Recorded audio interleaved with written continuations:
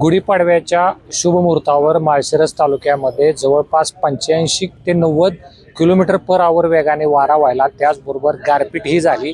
अवकाळी पाऊस माळशिरस तालुक्याच्या दक्षिण भागासह संपूर्ण तालुक्याला झोडपून काढला आणि शेतकऱ्यांचा गहू असेल, मका असेल, हरभरा असेल, केळी असेल, आंबा असेल आदी मका, जनावरांच्या चाऱ्याची पिकं असतील, सर्व पिकांचं अतोनात नुकसान झालंय.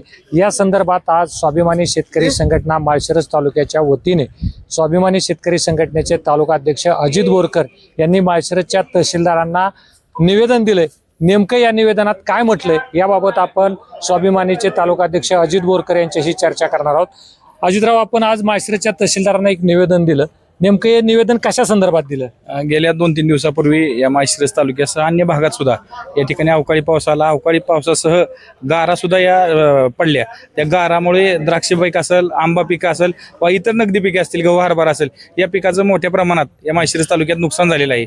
या नुकसानीचे तहसीलदार साहेबांना आम्ही आज या नुकसानीचे तात्काळ पंचनामे करून या आंबा प्रामुख्याने आंबा उत्पादकाचं खूप मोठ्या प्रमाणात नुकसान झाले, तसेच द्राक्षांचं आणि इतर पिकांचं. त्याच्यामुळे या आंबा उत्पादक शेतकऱ्यांना हेक्टरी कमीत कमी 10 लाख रुपये मिळावतं आणि इतर पिकांना सुद्धा त्याच प्रमाणात मदत मिळावी, यासाठी आम्ही आज तहसीलदार साहेबांना स्वाभिमानी शेतकरी संघटना व सर्व पदाधिकारी यांच्या वतीने व आंबा उत्पादक शेतकरी असतील, अन्य शेतकरी असतील, यांच्या वतीने आज आम्ही प्रथमतः तहसीलदार साहेबांना निवेदन दिले.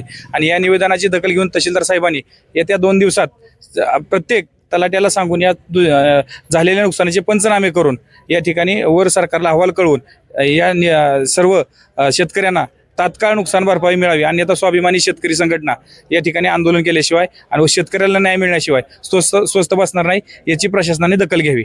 याचबरोबर काही ठिकाणी शेतकऱ्यांकडून पंचनामे करण्यास प्रशासनातील कर्मचाऱ्यांकडून किंवा अधिकाऱ्यांकडून टाळाटाळ होते. अशा स्वरूपाच्या काही तक्रारी आपल्याकडे आलेल्या आहेत का? 100% आमचे शेतकरी संघटने खुडूचे कार्यकर्ते आहेत. हा माझा खरा प्रश्न आहे. जर अशा प्रकारचे पंचनामे झाले तर स्वाभिमानीची भूमिका काय असेल? 100% स्वाभिमानीची भूमिका अशी असेल की तहसीलदाराचा साहेबाला आम्ही काम करू देणार नाही. या ठिकाणी तहसील कार्यालयाला कुलूप घालून या ठिकाणी शेतकऱ्याला नुकसान जोपर्यंत मिळणार नाही तोपर्यंत या कार्यालयाचं कुलूप सोडणार नाही. अन्यथा आम्हाला फसाव जायची वेळ आली शेतकऱ्यांना तरी सोडणार नाही. कारण का शेतकरी सदैव आसमानी संकटात जुरतोय. समजा कोरोना असेल, दुष्काळ असेल, अवकाळी पाऊस असेल, अशा अनेक संकटात शेतकरी माझा मरला जातोय. याप्रमाणे या सरकारनं, या फडणवीस साहेबांचं सरकार असेल, या सरकारने तात्काळ दखल घेऊन या आंबा उत्पादक, द्राक्ष उत्पादक व इतर नगदी पिकांना या ठिकाणी तात्काळ नुकसान भरपाई जाहीर करावी. याचबरोबर आपल्यासोबत एक आंबा उत्पादक शेतकरी सरगरे आहेत, त्यांच्याही भावना आपण जाणून घेणार आहोत. नमस्कार सर. सरगर साहेब, आंब्याचे पंचनामे होत आहेत किंवा आंब्याचं काय नुकसान झालं? साहेब, मी आज सकाळपासून प्रयत्न केला, जसं शुक्रवार संध्याकाळपासून करतोय, तरी शनिवार रविवार सुट्ट्या आहे असं त्यांच्याकडून सांगण्यात मला आलं. अर्थात काही अधिकाऱ्यांकडून समजलं की आपल्याला या पंचनामा वगैरे करायला काय सुट्टी वगैरे काही नसते.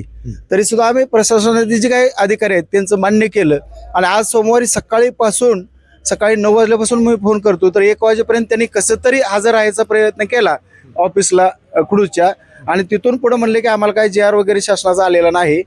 त्यामुळे मग मी म्हटलं की तुम्ही तुमच्या खिशात पैसे देणार नाही. आंबा पिकाचं पंचनामे टाळाटाळ होते, 100% केलेच जात नाही, 100% होती. आणि पुन्हा म्हणले पाहणी तर करायला या, त्या वेळेला तुम्हाला रेकॉर्ड सादर करता येईल आम्हाला. तर त्यांनी सांगितलं की तसं नाही आम्हाला करता येत, वरून आदेश आल्याशिवाय आम्ही काय कारवाई करू शकत नाही.